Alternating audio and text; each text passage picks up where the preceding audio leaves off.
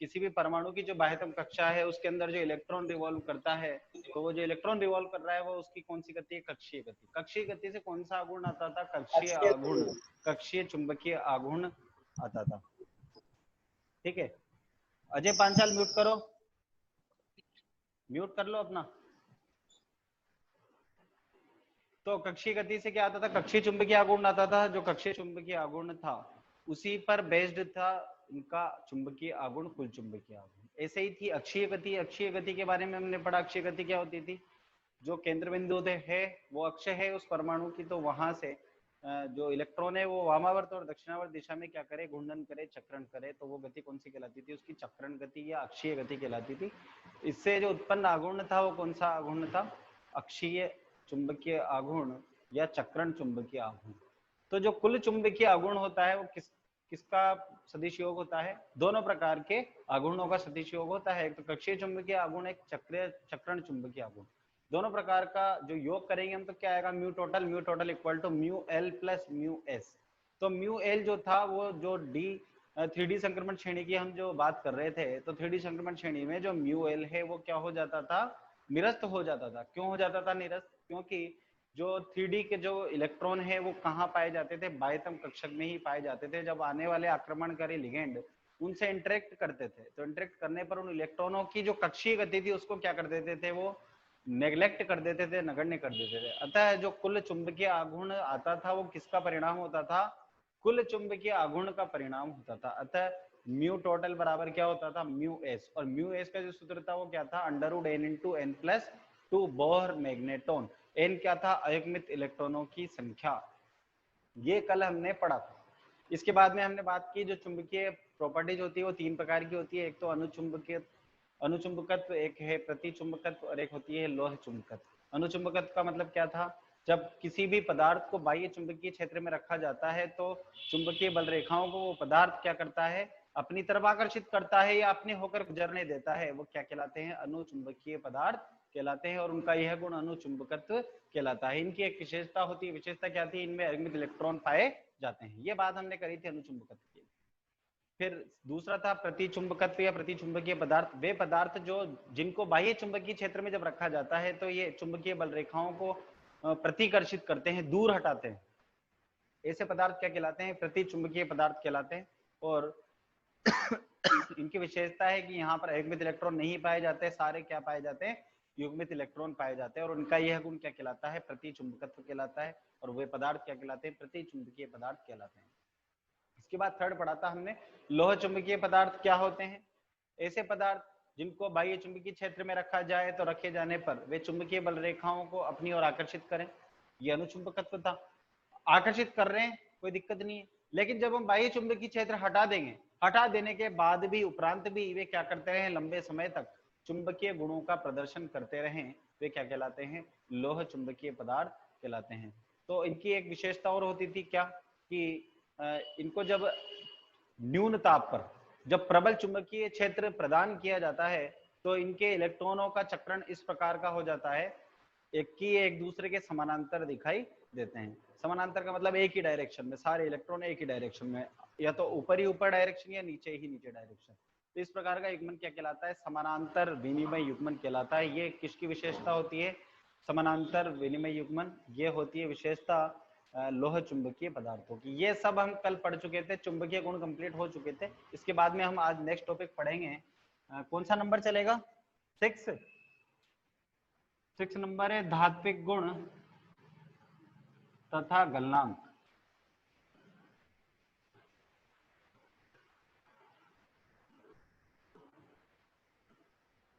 देखो, धात्विक गुण और गलनांक। धात्विक गुण किनके? धातु है सारे के सारे, डी ब्लॉक की तत्व के जितने भी हैं सब क्या है? धातु है। तो उनके अंदर जो गुण पाया जाता है वो कौन सा गुण पाया जाता है? धात्विक गुण पाया जाता है। धातु का गुण क्या होता है? इलेक्ट्रॉन त्यागने का गुण होता है धातुओं के अंदर। ठीक है। और गलनांक, गलनांक से आप समझते हो जैसे कोई भी ठोस पदार्थ है उसको क्या किया जाए? द्रव में परिवर्तित कर दिया जाए। तो वो जिस बिंदु पर वो द्रव में परिवर्तित हो रहा है वो ठोस पदार्थ, वही क्या कहलाएगा? उसका गलनांक कहलाता है। ये आप 11th में अच्छे से पढ़े हैं आपने। पदार्थ की अवस्थाएं ठोस, द्रव, गैस, उनकी अंतर क्रियाएं पढ़ी है आपने, अंतर परिवर्तन पढ़े हैं। ठोस को द्रव में परिवर्तित करना, द्रव को गैस में, गैस को ठोस में, ठोस को गैस में, इस तरह से अंतर परिवर्तन है। तो गलनांक गलनांक की बात कर रहे हैं हम केवल यहाँ पर कि जब किसी भी द्रव धातु यानी ठोस पदार्थ है तो उसको जब पिघलाया जाता है तो वो किस बिंदु पर पिघलती है, और जिस बिंदु पर वो पिघल रही है वही उसका क्या है, गलनांक है, किस टेम्परेचर पर वो पिघल रही है। तो धात्विक गुणों में हम बात करें किसकी, केवल प्रथम संक्रमण श्रेणी। प्रथम संक्रमण श्रेणी क्या है,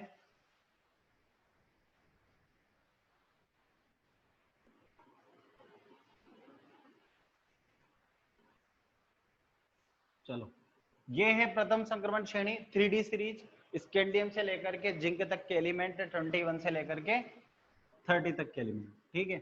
यहां पर हम देखेंगे कि जब हम स्कैंडियम से मैग्नीज तक हम जाते हैं तो लगातार क्या होते हैं, अयुग्मित इलेक्ट्रॉनों की संख्या बढ़ती है। क्यों बढ़ती है, क्योंकि इनका विन्यास इस प्रकार का है 3D1 4s2, फिर 3D2 4s2, फिर 3D3 4s2, फिर 3D4 sorry 3D5 4s1, manganese का 3D5 4s2, ये इनका क्या है, इलेक्ट्रॉनिक विन्यास। तो अभी मैं मैग्नीज को छोड़ रहा हूँ, मैग्नीज का मैं कारण बाद में बताऊंगा आपको। बात कर रहा हूँ मैं स्कैंडियम से क्रोमियम तक जाने की। जब हम स्कैंडियम से क्रोमियम तक जाते हैं तो लगातार क्या होती है, अयुग्मित इलेक्ट्रॉनों की संख्या बढ़ती है। अयुग्मित इलेक्ट्रॉनों की संख्या क्या हो रही है भाई, देखो अच्छे से यहाँ पे बढ़ रही है। क्यों बढ़ रही है, क्योंकि डी में इलेक्ट्रॉन कैसे बढ़ते हैं, वैसे बढ़ते हैं डी में इलेक्ट्रॉन। देखना ये डी कक्षा के कितने डब्बे हैं, 5 डब्बे, क्योंकि 5 कक्षक पाए जाते हैं डी उपकोष के अंदर, जिनमें 10 इलेक्ट्रॉन भरे जाते हैं कुल। किसके आधार पर भरेंगे, हुंड के नियम के आधार पर। और हुंड के नियम के आधार पर देखो 3D1 एक इलेक्ट्रॉन भरेंगे, एक अयुग्मित इलेक्ट्रॉन आया।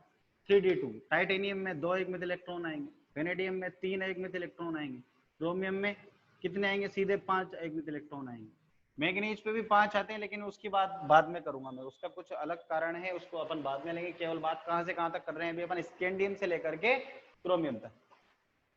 स्कैंडियम से जब हम क्रोमियम तक जाते हैं तो अयुग्मित इलेक्ट्रॉनों की संख्या लगातार बढ़ रही है, क्या बढ़ रही है।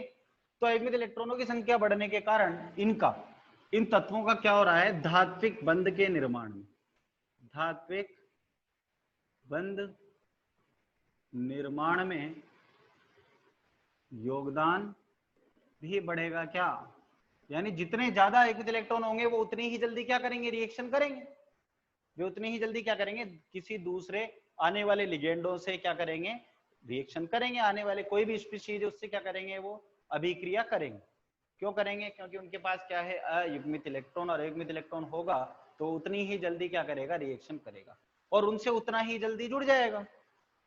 तो उनसे क्या हो रहा है, ये धात्विक बंध में इनका योगदान लगातार बढ़ रहा है। अब इस कारण जब ये योगदान बढ़ेगा तो इस धात्विक बंध की जो बंध सामर्थ्य होगी, धात्विक बंध की जो बंध सामर्थ्य होगी वो भी स्कैंडियम से क्रोमियम तक जाने पर क्या होगी, बढ़ेगी। क्योंकि जितने ज्यादा अयुग्मित इलेक्ट्रॉन वो उतना ही ज्यादा बंध बनाएगा, उतनी ज्यादा बंध बनाएगा तो उसकी जो बंध सामर्थ्य होगी, बंध शक्ति जो होगी, स्ट्रेंथ जो होगी, वो क्या हो जाएगी, लगातार बढ़ जाएगी।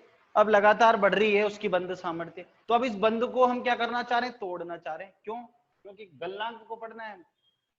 गलनांक, गलनांक का मतलब क्या है, अब इस पॉइंट जो कोई भी ठोस पदार्थ है उसको द्रव अवस्था में अगर हमको बदलना है तो उसके बीच के बंध तोड़ने पड़ेंगे। क्या, बंध तोड़ेंगे तभी तो वो द्रव में परिवर्तित होगा, द्रव के बंध तोड़ेंगे तभी तो वो गैस में परिवर्तित होगा। इस तरह से यहाँ पर अगर हमको गलनांक देखना है तो जिसकी बंध सामर्थ्य ज्यादा होगी तो उसका जो गलनांक होगा वो भी क्या होगा, अधिक होगा। क्यों, क्योंकि उस बंध को तोड़ने के लिए हमको क्या करनी पड़ेगी, अधिक ऊर्जा की आवश्यकता होगी। तो बाएं से दाएं जाने पर क्रोमियम तक क्या होगा, बंध तोड़ने के लिए ऊर्जा का मान भी बढ़ेगा। क्या, इधर से इधर जाने पर बंध तोड़ने के लिए ऊर्जा ज्यादा खर्च करनी पड़ेगी, और जब ज्यादा ऊर्जा खर्च करनी पड़ेगी तो जो गलनांक होगा, गलनांक का मतलब ठोस को द्रव में परिवर्तित करना, गलनांक का मान भी क्या होगा, बढ़ेगा। क्या, अच्छे से समझो इस पॉइंट को। अयुग्मित इलेक्ट्रॉन की संख्या लगातार बढ़ रही है बाएं से दाएं जाने पर क्रोमियम तक, तो धात्विक बंध निर्माण में उसका योगदान भी बढ़ेगा उस धातु का, तो बंध सामर्थ्य भी बढ़ेगी, क्योंकि जितने ज्यादा अयुग्मित इलेक्ट्रॉन उतनी ही ज्यादा बंध सामर्थ्य। तो बंध को तोड़ने के लिए उतनी ही ज्यादा ऊर्जा की आवश्यकता होगी, और जितनी ज्यादा ऊर्जा की आवश्यकता होगी तो उस ठोस को यानी उस धातु को द्रव में परिवर्तित करने के लिए हमको ज्यादा ऊर्जा खर्च करनी पड़ेगी, तो गलनांक भी क्या होगा, ज्यादा प्राप्त होगा। यह है इसका कंसेप्ट एज इट इज। किसका टॉपिक था, धात्विक गुण। ये धात्विक गुण ही तो है सारा। धात्विक बंध निर्माण क्या है, धात्विक गुण। तो एक ये पॉइंट इससे रिलेटेड था जिसकी हमने बात की। लेकिन अब बात करें मैग्नीज। मैग्नीज के अभी मैं छोड़ रहा हूं इसको, मैग्नीज के आगे की बात करता हूं। आयरन से लेकर के मैं कॉपर तक की बात कर रहा हूं। आयरन से जब हम कॉपर तक जाते हैं तो आयरन से कॉपर तक जाने पर क्या हो रहा है, अयुग्मित इलेक्ट्रॉन की संख्या क्या हो रही है, यहां पर कम हो रही है। चेक करो आप, आयरन के अयुग्मित इलेक्ट्रॉन क्या होता है 3d6 4s2। अयुग्मित इलेक्ट्रॉन कितने बचे, 4। 3d6 है, d6 कैसे भरेंगे, देखो d6 ऐसे भराई में आएगा 1 2 3 4 1 2 3 4 5 5 तो भर दिए। छठा इलेक्ट्रॉन यहाँ आ जाएगा तो अयुग्मित इलेक्ट्रॉन कितने बचे, 1 2 3 4 4 अयुग्मित है आयरन के पास, क्योंकि विन्यास क्या रखता है 3d6 4s2। ठीक है, तो आयरन का विन्यास क्या है 3d6 4s2। ऐसे कोबाल्ट की बात करें तो क्या आएगा 3d7 4s2। कोबाल्ट के पास एक इलेक्ट्रॉन और आ जाएगा यहाँ पर, तो अयुग्मित इलेक्ट्रॉन अब कितने बचे, 3। पहले 4 थे, अब 3 है, अब कितने हो जाएंगे, 2। इस तरह से अयुग्मित इलेक्ट्रॉनों की संख्या क्या होती जाती है, लगातार कम होती जाती है। और अयुग्मित इलेक्ट्रॉनों की संख्या अगर कम होगी तो धात्विक बंध निर्माण में योगदान भी कम होगा क्या। अगर अयुग्मित इलेक्ट्रॉनों की संख्या कम होगी तो धात्विक बंध निर्माण में जो योगदान होगा वो भी कम रहेगा क्या, तुलनात्मक रूप से। तो यह लिख सकते हैं हम, धात्विक बंध निर्माण में योगदान क्या रहेगा, कम रहेगा इनका, आयरन से कॉपर तक जब हम बढ़ते जाएंगे तब। ठीक है, तो बंध सामर्थ्य भी क्या हो जाएगी, कम। और जब बंध सामर्थ्य कम हो जाएगी तो उस बंध को तोड़ने के लिए कम ऊर्जा की आवश्यकता होगी, और जब उस बंध को तोड़ने के लिए कम ऊर्जा की आवश्यकता होगी तो गलनांक के मान में भी कमी आएगी क्या, बोलो गलनांक के मान में भी कमी आएगी क्या। कंसेप्ट आया क्या समझ में। चलो अब बात कर लेते हैं मैग्नीज की और जिंक की। मैग्नीज और जिंक दोनों, इसका तो क्या होता है अर्धपूरित विन्यास, मैग्नीज का तो क्या होता है अर्धपूरित विन्यास, अर्धपूरित। इसका क्या होता है पूर्ण पूरित विन्यास। इसका अर्धपूरित विन्यास है, इसका पूर्ण पूरित विन्यास है। दोनों क्या है, पूर्ण रूप से स्थायी है क्या, स्थायी है, ये भी स्थायी है, ये इससे भी ज्यादा स्थायी है। अब इनका क्या होता है, पहले से अधिक स्थायित्व होता है, तो ये क्यों चाहेंगे कि हम धात्विक बंध में निर्माण करें, योगदान दें।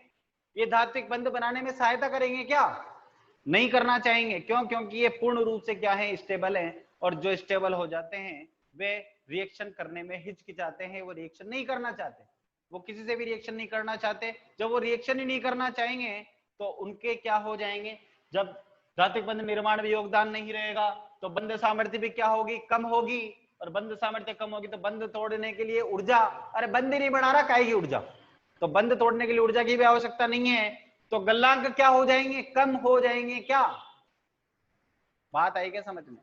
तो इनके अर्धपूरित और पूर्णपूरित की बात कर रहे हैं अपन, यानी मैग्नीज और जिंक, इन दोनों का स्थायित्व अधिक होता है, और स्थायित्व अधिक होने के कारण इनके गलनांक क्या प्राप्त होते हैं, कम प्राप्त होते हैं। ये रिजल्ट निकल करके आता है अपने पास। समझ में आया क्या पॉइंट, समझ में आया। अगेन रिपीट कर रहा हूं एक बार और, देखो क्या है धात्विक बंध और गलनांक। प्रथम संक्रमण श्रेणी की बात कर रहे हैं, 3D श्रेणी के तत्वों की, स्कैंडियम से लेकर के जिंक तक। स्कैंडियम से जब हम क्रोमियम तक जब हम जाते हैं तो जाने पर क्या होता है, लगातार अयुग्मित इलेक्ट्रॉनों की संख्या बढ़ती है, और जब अयुग्मित इलेक्ट्रॉनों की संख्या बढ़ेगी तो उनका धात्विक बंध निर्माण में योगदान भी बढ़ेगा, और जब उनका धात्विक बंध निर्माण में योगदान बढ़ेगा तो क्या होगा, उनकी जो बंध सामर्थ्य है वो भी क्या हो जाएगी, बढ़ जाएगी।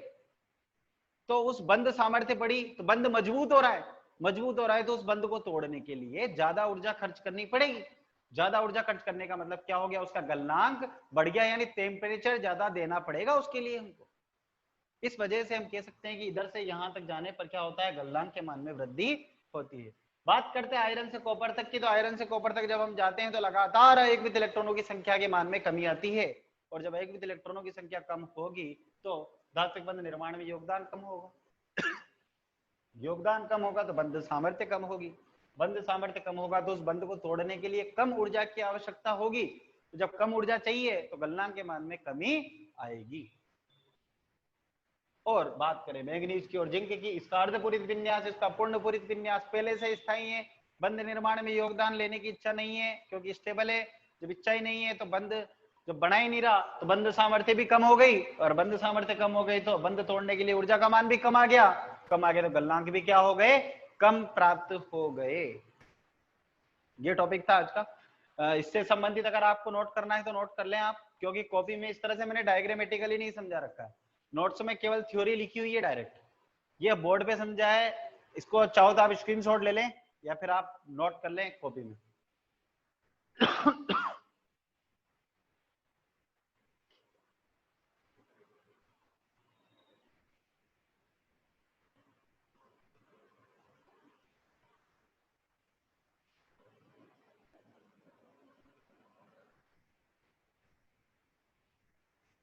हो गया, स्क्रीनशॉट ले लिया होगा मेरे हिसाब से सबने।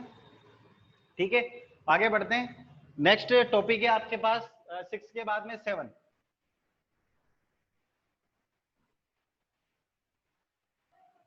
7 टॉपिक है आपका कौन सा, 7th टॉपिक है आपके पास में रंग तथा स्पेक्ट्रमी व्यवहार, रंग तथा स्पेक्ट्रमी व्यवहार।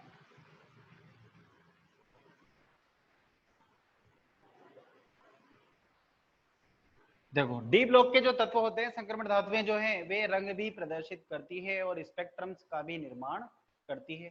क्यों करती है, कैसे करती है, इसके बारे में हम समझेंगे। अब हम इनको पढ़ रहे हैं वो क्या है, डी कक्षक। तो पहले हमको इसके लिए डी कक्षक के बारे में समझना जरूरी है कि डी कक्षक क्या होता है। अब देखो जो डी कक्षक हैं वे कितने प्रकार के होते हैं, 2 प्रकार के। 11th में ही पढ़ाया था मैंने, आपको याद करो। डी कक्षक कितने प्रकार के होते हैं, 2 प्रकार के। कौन कौन से, एक तो होते हैं डबली डिजनरेट यानी 2 भागों में विभक्त, एक तो होते हैं ट्रिपली डिजनरेट और एक होते हैं डबली डिजनरेट। तो लिख देता हूं मैं यहाँ पे, एक तो है ट्रिपली डिजनरेट, ट्रिपली डिजनरेट, और एक होते हैं डबली डिजनरेट।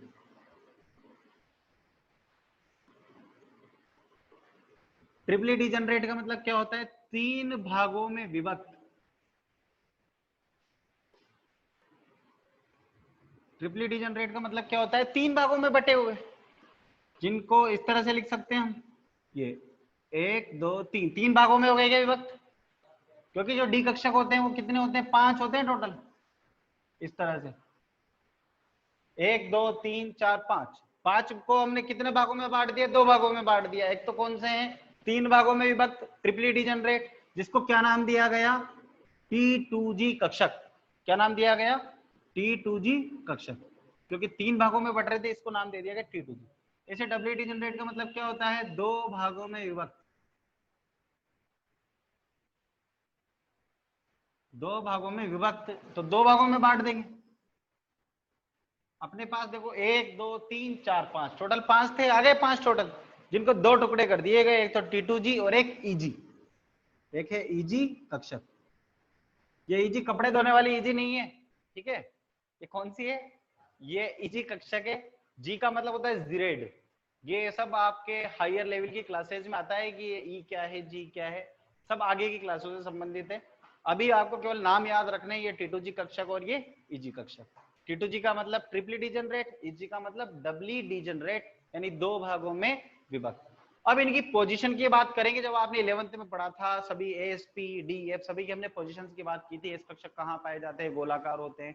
पी कक्षक कहाँ पाए जाते हैं, P X P Y P Z, सबकी बात की थी। ऐसे डी में भी बात की थी हमने। तो डी कक्षक में जो है, ये जो T2G कक्षक है, ये 3 प्रकार के होते हैं T2G कक्षक। कौन कौन से होते हैं, एक तो DXY, इसको मैं थोड़ा सा नीचे लिख रहा हूँ, T2G कक्षक 3 प्रकार के कौन कौन से हैं, एक तो DXY, एक डी वाई जेड और एक डी एक्स जेड। इस तरह से टी2जी कक्षक तीन प्रकार के कौन कौन से, D X Y, D Y Z और डी एक्स जेड। ऐसे इजी कक्षक जो हैं ये भी दो प्रकार के हैं। इजी कक्षक क्या क्या नाम है इनके, एक तो है D X square minus Y square और एक डी जेड स्क्वायर। इस तरह से ये दो प्रकार के हैं, नाम है इनके सभी के पांचों के, ठीक है। अब इनकी पोजीशन की बात करते हैं कि इन कहाँ स्थित होते हैं। तो इनकी जो लोब है, लोब यानी पाली, क्योंकि जो डी कक्षक है इनकी आकृति कैसी होती है, इनकी आकृति होती है डबल डंबलाकार यानी द्विडंबलाकार। द्विडंबलाकार कैसा हुआ, ऐसा होता है द्विडंबलाकार। ये देखो एक डंबल बन गया और ये एक और डंबल बन गया, इस तरह से दो डंबल। तो यही चीज क्या है इसकी, पाली। ये क्या कहलाती है इसकी, पाली, लोब। तो यहां बात कर रहा हूं मैं पाली की। पाली कहां स्थित होती है, अक्षों के मध्य स्थित। पाली अक्षों के मध्य स्थित, ठीक। इसी तरह से जो इजी कक्षक है इनकी पाली कहां स्थित होती है, पाली होती है अक्षों के लंबवत। पाली कहां होती है, अक्षों के लंबवत। ये पोजीशन आपको 11th क्लास में ही पढ़ा दी गई थी, इसलिए मैं ज्यादा एक्सप्लेन नहीं करूंगा, बस बता दी मैंने कि इनकी पोजीशन ऐसे होती है। एक थोड़ा सा और डायग्राम बना के बता देता हूं। इन तीनों कक्षकों की ही पाली कहां होती है, अक्षों के मध्य। अक्षों के मध्य का मतलब क्या हुआ, देखना, ये अक्ष है, ये मैंने मानी एक्स अक्ष, ये मानी मैंने वाई अक्ष।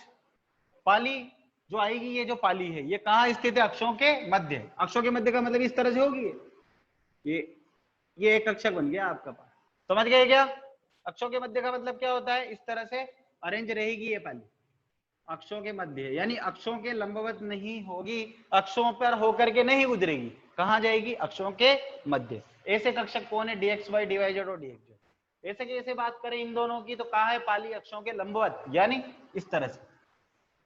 ये मानो x अक्ष, ये y अक्ष, तो ये इन पर से होकर के ही गुजरेगी, अक्षों के ऊपर से होकर के। ये इस प्रकार के कक्षक कौन से होते हैं, इजी कक्षक। बात आ गई क्या समझ में, एक एक एग्जांपल दे दिए दोनों के मैंने। ये डायग्राम सब आपको 11th में बनवा रखे हैं, पुरानी कॉपी उठा के देखना और अच्छे से समझ में आ जाएगा क्या चीज है, ठीक है। तो इनकी बात हो गई इनकी पोजीशंस की। अब यहां बात करते हैं अपन रंग और स्पेक्ट्रमी व्यवहार की, ठीक है। तो जो संक्रमण धातु होते हैं, संक्रमण धातु के जो रंग और स्पेक्ट्रमी व्यवहार है वो दो प्रकार के सिद्धांतों पर डिपेंड करता है। किन पर डिपेंड करता है, दो सिद्धांतों पर। दो सिद्धांत कौन कौन से हैं, एक पहला तो है डी डी संक्रमण सिद्धांत।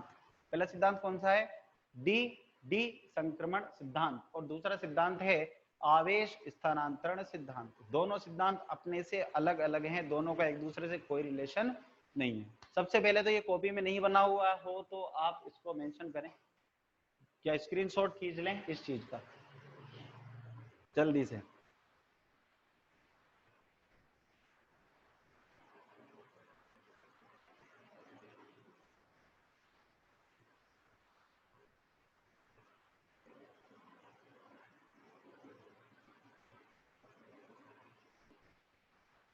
चलो इरेज कर दो इसको,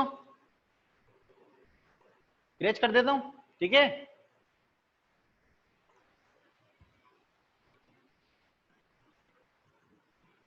देखो हम बात कर रहे हैं रंग और स्पेक्ट्रम में व्यवहार। जो डी कक्षकों का है वो किस पर डिपेंड करता है, दो प्रकार के सिद्धांतों पर डिपेंड करता है। पहला सिद्धांत कौन सा है, डी डी संक्रमण सिद्धांत। अब जो डी डी संक्रमण सिद्धांत है ये किस पर डिपेंड करता है, ये है सीएफटी से संबंधित। किससे संबंधित है ये, सीएफटी। सीएफटी का मतलब क्या होता है, क्रिस्टल फील्ड थ्योरी, यानी क्रिस्टल क्षेत्र सिद्धांत। किससे संबंधित है, क्रिस्टल क्षेत्र सिद्धांत से। इसके अलावा आपने पढ़ा हुआ है, देखो वीबीटी पढ़ी है आपने, पढ़ी है वीबीटी क्या थी, वैलेंस बॉन्ड थ्योरी, संयोजकता बंध सिद्धांत। उसके बाद में अपग्रेड हुई केमिस्ट्री, अपग्रेड होकर के कौन सा सिद्धांत आया, CFT, crystal field theory, crystal क्षेत्र सिद्धांत। फिर अपग्रेड हुई, फिर कौन सी आएगी, एलएफटी, लिगेंड फील्ड थ्योरी, लेकिन वो हमारे 12th कोर्स में नहीं है, ठीक है। इसलिए हम बात करेंगे केवल सीएफटी की। जो डीडी संक्रमण सिद्धांत है वो किस पर निर्भर करता है, किस पर डिपेंडेंट है, क्रिस्टल फील्ड सिद्धांत पर डिपेंडेंट है। और क्रिस्टल सिद्धांत क्या कहता है कि अष्टफल दो प्रकार के क्षेत्र होते हैं, एक तो अष्टफलकीय क्षेत्र और एक होता है चतुष्फलकीय क्षेत्र। जब भी अष्टफलकीय क्षेत्र और चतुष्फलकीय क्षेत्र की हम बात करते हैं तो इस दौरान जब भी कोई लिगेंड या कोई भी स्पीशीज इन कक्षकों पर आक्रमण करती है जुड़ने के लिए, तो उस दौरान डी कक्षकों की ऊर्जाएं समान नहीं रह पाती है। डी कक्षकों की ऊर्जाएं क्या नहीं रह पाती, समान नहीं रह पाती। यानी जो डी कक्षक थे हमारे पास 5, ये डी कक्षक है 5, अभी क्या है इन सब की ऊर्जाएं समान है। क्यों? क्योंकि ये सारे क्या है, समभ्रंश कक्षक, समान ऊर्जा वाले कक्षक। सारे क्या है ये समभ्रंश कक्षक। समभ्रंश कक्षक होने की वजह से अभी क्या है, इन सबकी ऊर्जाएं समान है पांचों कक्षकों की। लेकिन जैसे ही अष्टफलकीय क्षेत्र या चतुष्फलकीय क्षेत्र की हम बात करते हैं, क्या होते हैं क्षेत्र, अभी बात करेंगे इनकी। जब भी किसी भी क्षेत्र में कोई भी लिगेंड या कोई भी आक्रमणकारी स्पीशीज इन कक्षकों पर अटैक करती है, तो इस दौरान इनकी जो ऊर्जाएं हैं वे समान नहीं रह पाती है। और समान नहीं रह पाती तो क्या हो जाती है, वो ऊर्जा में बढ़ जाती है। यानी किसी की ऊर्जा ज्यादा हो जाएगी, किसी की ऊर्जा कम हो जाएगी, इस तरह से। तो देखो उसका मैं डायग्राम बना रहा हूं, यहाँ पर दो प्रकार के डायग्राम है। ये इधर वाली जो मैं बात कर रहा हूं, ये बात कर रहा हूं मैं चतुष्फलकीय क्षेत्र की। किसकी बात करी है मैंने, चतुष्फलकीय क्षेत्र। और इधर वाली बात कर रहा हूं मैं अष्टफलकीय क्षेत्र की। अच्छे से समझना, पहली बार पढ़ रहे हो आप ये टॉपिक। इधर वाली बात किसकी, अष्टफलकीय क्षेत्र, इधर की, इधर वाली चतुष्फलकीय, इधर वाली अष्टफलकीय। अब यहाँ पर डी कक्षक समभ्रंश कक्षक थे, समभ्रंश डी कक्षक, समभ्रंश डी कक्षक थे, समान ऊर्जा वाले डी कक्षक थे, जिन पर आक्रमणकारी लिगेंडों ने या स्पीशीज ने क्या किया, अटैक किया। अटैक करते ही इनकी जो ऊर्जा थी वो समान नहीं रही, वो क्या हो गई, ऊर्जा कम या ज्यादा हो गई। जब हम अष्टफलकीय क्षेत्र की बात करते हैं तो इस दौरान क्या हो जाता है, T2G कक्षकों की ऊर्जा क्या हो जाती है, कम हो जाती है। यह है T2G कक्षक। और EG कक्षकों की ऊर्जा क्या हो जाती है, अधिक हो जाती है। यह है EG कक्षक। क्या हुआ, T2G कक्षकों की ऊर्जा कम हो गई, किससे, एवरेज से। ये औसत है, ये औसत है। औसत से क्या हो गई, T2G कक्षकों की ऊर्जा कम और EG कक्षकों की ऊर्जा ज्यादा। क्यों हो गई इसकी बात अभी करेंगे, ये टेंशन मत पालना कैसे हो गई है, अभी करेंगे बात। और चतुष्फलकीय क्षेत्र में क्या हो जाता है, EG कक्षकों की ऊर्जा कम हो जाती है और T2G कक्षकों की ऊर्जा अधिक हो जाती है औसत से। ये औसत है। ये बात आ गई क्या समझ में, क्यों हो जाती है इसकी बात अभी कर रहा हूं मैं। ये तो समझ में आ गया होगा कि अष्टफलकीय क्षेत्र में किसकी ऊर्जा कम होती है, T2G की, और EG की अधिक होती है। ऐसे चतुष्फलकीय क्षेत्र में EG की ऊर्जा कम होती है, T2G की अधिक होती है। T2G EG क्या है, अभी समझाया मैंने आपको। डी कक्षक दो प्रकार के होते हैं, एक तो डबली डीजनरेट, एक ट्रिपली डीजनरेट। डबली डीजनरेट का मतलब 2 भागों में विभक्त, ट्रिपली डीजनरेट का मतलब 3 भागों में विभक्त। ये 2 टुकड़े थे तो वही तो 2 टुकड़े हैं, ये 3 भागों में विभक्त, 2 भागों में विभक्त, यहाँ 2 भागों में विभक्त, 3 भागों में विभक्त। ये एवरेज है, एवरेज से ऊर्जा का मान कम है, एवरेज से ऊर्जा का मान ज्यादा है। इधर इनका एवरेज से ऊर्जा का मान कम है, इनका एवरेज से ऊर्जा का मान ज्यादा है। ये डिवाइड किया है हमने अभी तक। ऐसा कब हुआ, जब आक्रमणकारी लिगेंडों ने अटैक किया तब। ठीक है, अब देखो यहां पर क्या होता है, अष्टफलकीय क्षेत्र की बात कर रहा हूं। अष्टफलकीय क्षेत्र के अंदर जो डी कक्षक होते हैं वे कहां उपस्थित होते हैं, अक्षों के अनुदिश अटैक करते हैं लिगेंड। डी कक्षक कहां है, अपनी जगह पर है। तो आने वाले जो लिगेंड होते हैं, आने वाली जो स्पीशीज होती है वो क्या करती है, अक्षों के अनुदिश अटैक करती है, यानी अक्षों पर होकर के अटैक करती है। कैसे, देखना, ये मैंने बनाया, ये एक्स एक्सिस और ये वाई एक्सिस और ये जेड एक्सिस। ठीक है, जेड एक्सिस की जो डॉटेड लाइन है ये इस तरह से जा रही है, डॉटेड लाइन, ये तो एक्स, ये वाई और ये जेड, ये सीधी यूं जा रही है जेड। पर ये 2D है, 2D बोर्ड होता है तो उस पर बन नहीं सकती तीसरा, 3D नहीं बन सकता 2D वाला। तो देखो यहाँ पर क्या हो रहा है, जो लिगेंड आ रहे हैं इन कक्षकों के पास, वो कहां से आ रहे हैं, यहां से आ रहे हैं, अक्षों से। यहां से भी लिगेंड आ रहा है, यहां से भी लिगेंड आ रहा है, यहां से भी लिगेंड आ रहा है। बात समझ में आई क्या, एल का मतलब लिगेंड, यानी आने अटैक करने वाली स्पीशीज जो आ रही है, कहां से आ रही है, अक्षों से आ रही है, अक्षों से अनुदिश होकर के आ रही है। तो क्या होता है, यहां क्या उपस्थित है, इन पर एक्स और वाई एक्सिस और जेड एक्सिस पर क्या उपस्थित है, एक्स वाई जेड एक्सिस पर कक्षक उपस्थित है। कौन कौन से कक्षक है, D X Y, D Y Z, D X Z और D X square minus Y square और डी जेड स्क्वायर। पांचों कक्षक उपस्थित है क्या इन पर, अक्षों पर। तीनों अक्षों पर एक्स वाई जेड एक्सिस पर dx y dy z dx z dx square minus Y square और dz स्क्वायर पांचों प्रकार के कक्षक उपस्थित हैं क्या? उपस्थित हैं। अब यहां क्या हो रहा है कि जो लिगेंड है वो कहां से आ रहे हैं? अक्षों के ठीक सामने से। अब बताओ, अभी हमने पोजीशन पढ़ी थी डी कक्षकों में ईजी और टी2जी कक्षकों की। जो टी2जी कक्षक वो कहां उपस्थित है? अक्षों के, टी2जी कक्षक कहां उपस्थित थे? अक्षों के मध्य में स्थित थे। जबकि ईजी कक्षक कहां थे? अक्षों के लंबवत स्थित थे। तो अक्षों के ठीक सामने कौन से कक्षक आएंगे? ईजी कक्षक आएंगे क्या? अक्षों के ठीक सामने ईजी कक्षक आएंगे क्या? अक्षों के ठीक सामने ईजी कक्षक आएंगे क्या? आएंगे। तो ठीक सामने कौन आ गए? ईजी कक्षक। अक्षों के ठीक सामने, यहां भी ईजी आ गए, यहां भी ईजी आ गए, ईजी आ गए ठीक सामने। ठीक सामने जब ईजी कक्षक आएंगे तो उनके भी इलेक्ट्रॉन है, इनके पास भी इलेक्ट्रॉन है, इनके इलेक्ट्रॉनों को क्या करते हैं? प्रतिकर्षित करते हैं, धक्का लगाते हैं। जो ठीक सामने आएंगे वही उतने ज्यादा दूर तीव्रता से जाएंगे। तो ईजी कक्षक इन लिगेंडों के ठीक सामने आ जाते हैं, अतः ईजी कक्षकों की ऊर्जा का मान अष्टफलकीय क्षेत्र में बढ़ जाता है। देखो अष्टफलकीय क्षेत्र की बात की थी मैंने। अष्टफलकीय क्षेत्र में जो आने वाले लिगेंड हैं, आक्रमणकारी जो स्पीशीज है, वो कहां से अटैक करती है? अक्षों के अनुदिश, अक्षों के लंबवत अटैक करती है। अतः ईजी कक्षक उनके ठीक सामने आ जाते हैं और उन आने वाले लिगेंडों को प्रतिकर्षित करते हैं। तो डी कक्षक में ईजी कक्षक क्या हो जाते हैं? उनकी ऊर्जा का मान बढ़ जाता है। जबकि टी2जी कक्षक ठीक सामने से प्रतिकर्षित नहीं कर रहे, क्योंकि वो कहां स्थित है? अक्षों के मध्य में।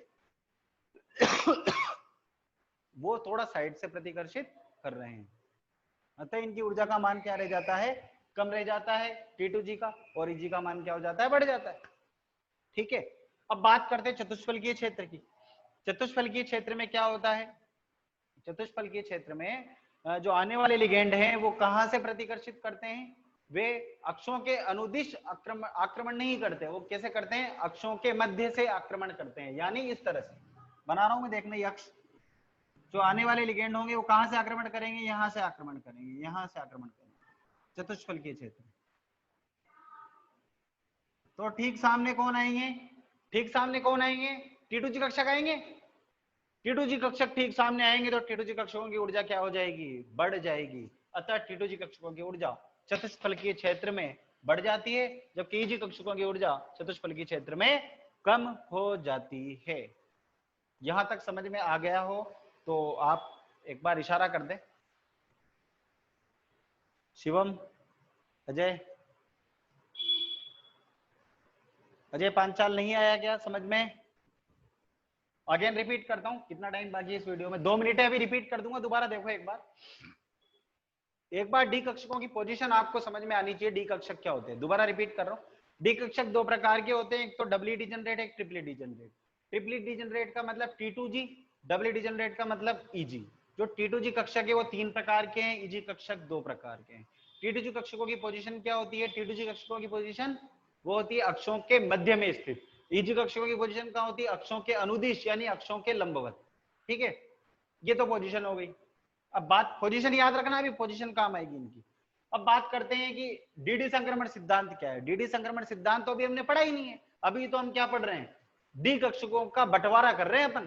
क्या कर रहे हैं? डी कक्षकों का बंटवारा। जब बंटवारा हो जाएगा ना तब आएंगे डीडी संक्रमण सिद्धांत पे। पहले बंटवारा सीख लें, बंटवारा क्या है।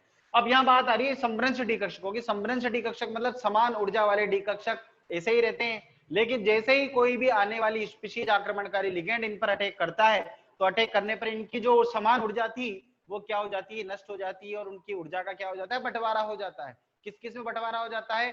टी2जी और ईजी में बंटवारा हो जाता है। अब ये 2 प्रकार का बंटवारा है, एक तो अष्टफलकीय क्षेत्र में बंटवारा और एक चतुष्फलकीय क्षेत्र में बंटवारा। अष्टफलकीय क्षेत्र में जो बंटवारा होता है उस दौरान क्या होता है? उस दौरान आने वाले लिगेंड अक्षों के अनुदिश अटैक करते हैं। आने वाले लिगेंड कहां से अटैक कर रहे हैं? अक्षों के अनुदिश, यानी अक्षों के लंबवत अटैक कर रहे हैं। और जब वो अक्षों के लंबवत अटैक करेंगे तो ईजी कक्षक क्या हो जाते हैं? उनके ठीक सामने आ जाते हैं। जितना ठीक सामने आएंगे उतनी ही तीव्रता से क्या होंगे? प्रतिकर्षित होंगे। यानी इस दौरान क्या होगी? ईजी कक्षकों की ऊर्जा तुलनात्मक रूप से बढ़ जाएगी। और T2G कक्षकों की ऊर्जा ठीक सामने आ ही नहीं रही T2G, तो उनकी ऊर्जा तुलनात्मक रूप से कम हो जाएगी। ये बात थी अष्टफलकीय क्षेत्र की। ऐसे ही बात की हमने चतुष्फलकीय क्षेत्र की।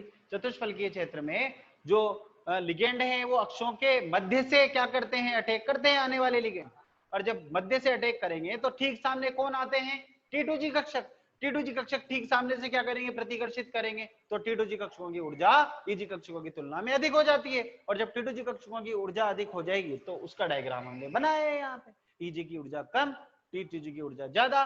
चतुष्फलकीय क्षेत्र में आक्रमण कहां से होता है, अक्षों के मध्य से। अष्टफलकीय क्षेत्र में आक्रमण कहां से होता है, अक्षों के लंबवत अर्थात अक्षों के अनुदिश। अक्षों के अनुदिश होगा तो EG कक्षक ठीक सामने आएंगे, अक्षों के मध्य से होगा तो T2G कक्षक सामने आएंगे, जो सामने आएगा वही प्रतिकर्षित करेगा।